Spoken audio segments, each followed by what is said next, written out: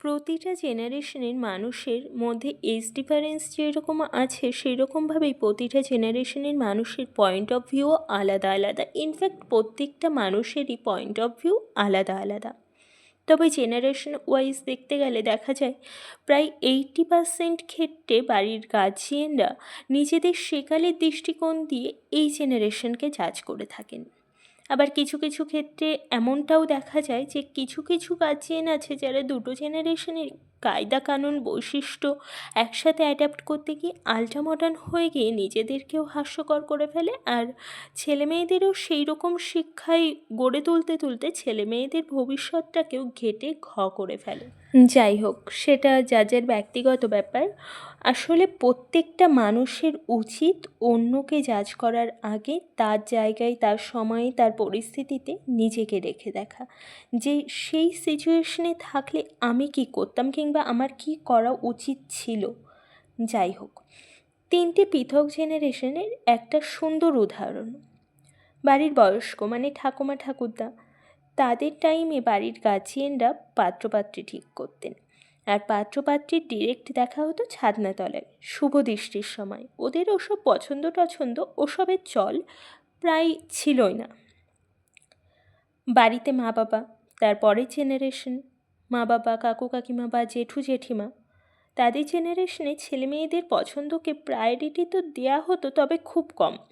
Arrange ম্যারেজই হতো প্রায়শই, আর নিজেরা পছন্দ করলেও দুজনের সম্পর্কের প্রতি দুজনেই লয়াল ছিল, দুজনেই দায়িত্ববান ছিল।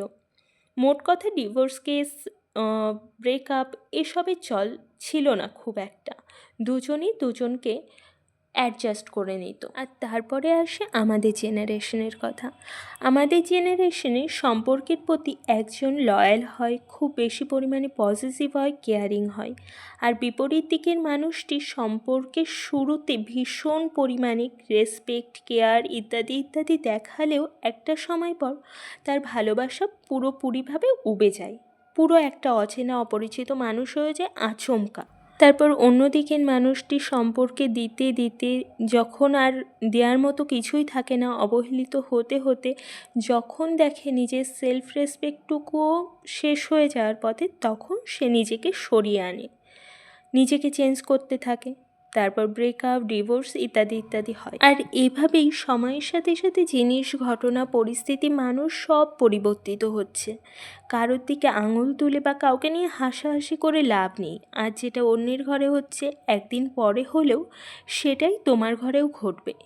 এভাবে চলতেই থাকবে।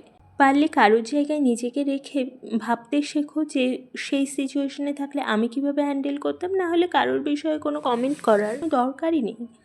রিলেশনশিপের যে কথাটা বললাম ওটা জাস্ট অ্যান এক্সাম্পল। এরকম বহু ঘটনা আমাদের প্রত্যেক দিনের জীবনে কম বেশি ঘটে থাকে। প্রত্যেকের জীবনে কম বেশি এরকম বহু সমস্যা আছে। তো সময়ের সাথে সাথে দেখা যায় কিছু কিছু সমস্যা আরও বেশি কমপ্লিকেটেড হয়েছে। তো কারোরই উচিত না কাউকে জাজ করা। বাংলায় একটা প্রবাদ আছে, কাচের ঘরে থেকে বাইরে ঢিল ছোড়াটা খুব একটা বুদ্ধিমানের কাজ নয়। কারোর সিচুয়েশনটা বুঝতে না পারলে, কারোর পাশে না দাঁড়াতে পারলে, কাউকে সাহায্য না করতে পারলে তাকে ক্যারেক্টার সার্টিফিকেট দেওয়ার কোনো দরকার নেই।